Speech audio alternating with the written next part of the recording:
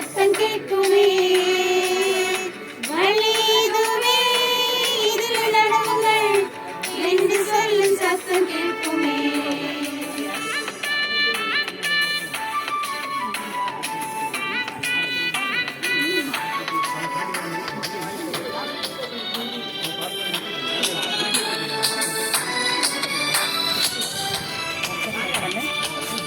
கிடைக்குமே நம்பிக்கை வழி, உபதரத்தில் பொன்னை விளங்குவார்.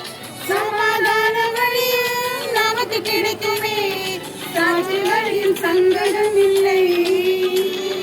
ஜீவ வழி காட்டி நம்மை சேர்த்திடுவார், ஜீவ வழி காட்டி நம்மை சேர்த்திடுவார். வழி இதுவே, இதில் நடவுங்கள் என்று சொல்லும் சத்தம் கேட்குமே. வழி இதுவே, இதில் நடவுங்கள் என்று சொல்லும் சத்தம் கேட்குமே. ஸ்டோரி ஈசாக்கு ரெபெக்கால் ஸ்டோரி.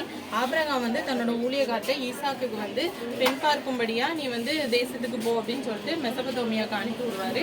அங்க வந்து அவர் ஒரு கிணச்செண்டையில உட்கார்ந்துருக்கும் போது அப்ப அவருக்கு தாகமா இருக்கும். அப்ப அவர் வந்து ஆண்டவர்கிட்ட ஒரு விண்ணப்பம் பண்ணியிருப்பாரு. ஆண்டவரே, இப்படி நான் வந்து ஒரு பெண்ணை, நிறைய பேர் வந்து அந்த இடத்துல தண்ணி எடுத்துட்டு போயிட்டு இருப்பாங்க, நான் வந்து ஒரு தண்ணி கேட்பேன், அவ வந்து அந்த பொண்ணு எனக்கும் தரணும், என்னோட ஒட்டகத்துக்கும் அவ வந்து வார்த்தா, அவ தான் வந்து நீ காட்டுற ஒரு குமாரத்தி அப்படின்னு அவர் மனசுல நினைச்சிருப்பாரு. அதே மாதிரி விண்ணப்பம் பண்ணிட்டு அந்த பொண்ணுகிட்ட தண்ணி கேட்பாரு. ரெபேக்காள் அவ பேரு. அவ வந்து கேட்ட உடனே அவ வந்து ஆண்டவரே, நான் உமக்கும் வார்க்கிறேன், உங்களுடைய ஒட்டகத்துக்கும் வார்க்கிறேன் அப்படின்னு சொல்லிட்டு அவருக்கும் தண்ணி கொடுப்பா, அவரோட ஒட்டகத்துக்கும் கொடுப்பா. அப்போ வந்து அவர் மனசுல தீர்மானம் பண்ணுவாரு, இதுதான் நம்மளோட ஈசாக்குக்கு இதுதான் ஒரு ரெபேக்காள் அப்படின்னு அவரு நினைச்சிருவாரு. இது குட் சமாரிட்டன். இவர் வந்து திருடங்களால் அடிச்சு கீழே வந்து கிடைக்கிறாரு. ஃபர்ஸ்ட் வந்து லேவியன் வந்தார். லேவியன் வந்து பார்த்துட்டு போயிட்டாங்க. அதுக்கப்புறமா ஆசாரியன் வந்தார். ஆசாரியனே வந்து பார்த்துட்டு போனாங்க. கடைசியில் குட் சமாரியன் வந்து அவருக்கு வந்து திராட்சை ரசமும் எண்ணெயும் தடவிட்டு போனாங்க. அதுக்கு வந்து ஃபர்ஸ்ட் வந்து ஏசப்பா கிட்ட கேட்டிருப்பாங்க, இந்த மாதிரி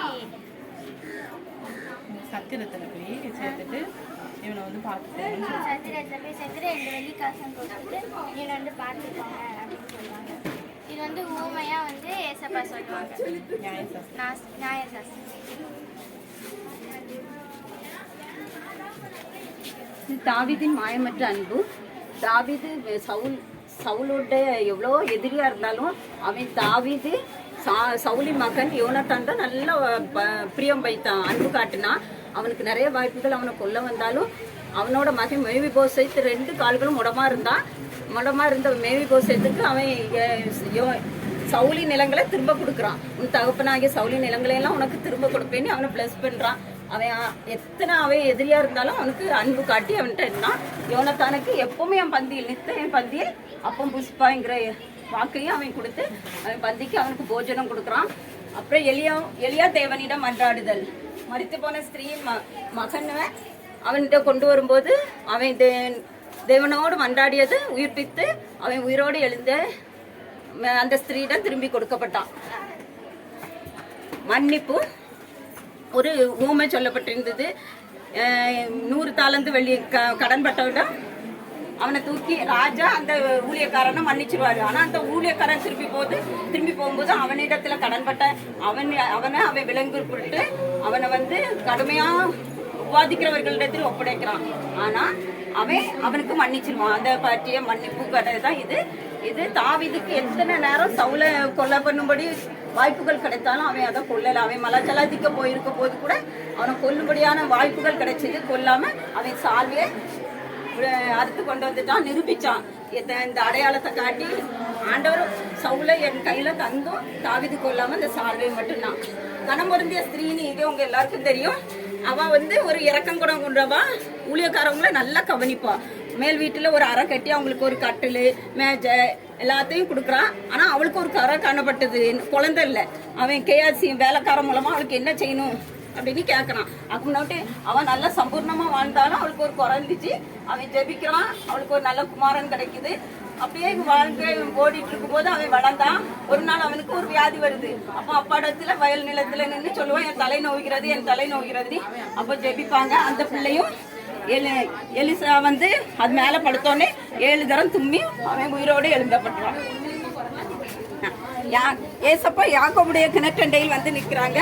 அங்க தாகத்தோடு வருகிற ஒரு சமாரிய ஸ்திரீ அவ வீட்டு தண்ணி எடுக்கணும் ஆட்கள் இல்லாத போது வருகிறா.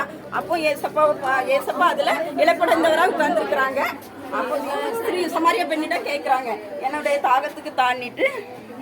அப்ப அவன் சொல்றான், நீர் சமாரியா யூதனா இருக்க சமாரியா ஸ்திரீயாகி என்னிடம் நீ எப்படி கேட்கலான்னு கேட்கிறான். ஆனா அவன் உம்மிடத்துல குடமும் இல்லையே, நீ தண்ணி தான், நான் ஏசுனி நீ அறிந்திருந்தா நீ ஆண்டத்திலே கேட்டிருப்பான்னு சொன்னாங்க ஏசப்பா. ஆனா அவன் கேட்குற உங்ககிட்ட குடம் இல்லையே, அவட்ட குடம் காணப்பட்டது. அவன் ஆனாலும் ஏசப்பா சொன்னாரு, அவனுக்கு என்றென்றைக்கு அழியா ஜீவ தண்ணீரை தருவேன்னு சொல்லாரு. அவன் மனம் மாறி ஊருக்கே போய் ஊர் மக்கள் அவ்வளோ வரையும் ஏசப்பட்ட கொண்டு வந்துட்டான்.